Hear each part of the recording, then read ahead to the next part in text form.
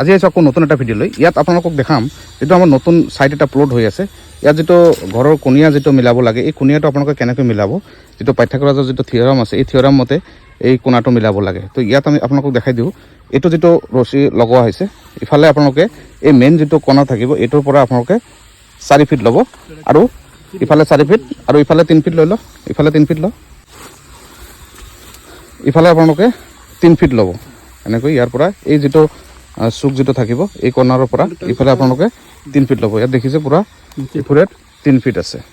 তো এইটো একফালে 4 ফিট আৰু একফালে আপোনালোকে 3 ফিট ল'ব। আৰু বাকী যদি আপোনালোকে ইফালে যদি 5 ফিট পূৰা মিলি যায়, তেতিয়া ভাবিব যে এই কৰ্নাৰটো পূৰা 90 ডিগ্ৰী এংগলত আছে। ইয়াত আমাৰ চাব ইফালে পূৰা 5 ফিট মিলি আছে। তো এইটো নিয়মত যদি আপোনালোকে ঘৰৰ কৰ্নাৰটো মিলাই লয়, তেতিয়া আপোনালোকৰ এইটো পূৰা 90 ডিগ্ৰী হ'ব। আৰু এইটোৰ লগতে বাকী যিফালে গোটেইখিনি যিটো মেজাৰমেণ্টত মিলোৱা হ'ব, গোটেইখিনি মিলি যাব, গোটেই কৰ্নাৰখিনি। তো এইটো নিয়মত আপোনালোকে কৰিব ট্ৰাই কৰিব। বহুত ইজি নিয়ম, সেইকাৰণে আপোনালোকক দেখাই দিলোঁ। বহুতে বহুত ধৰণৰ নিয়মত কৰে, তো এই নিয়মটো আপোনালোকৰ বহুত ইজি হয়, আপোনালোকে কৰিব পাৰে। তো ভিডিঅ'টো ভাল লাগিলে শ্বেয়াৰ কৰিব। Thank you so' much.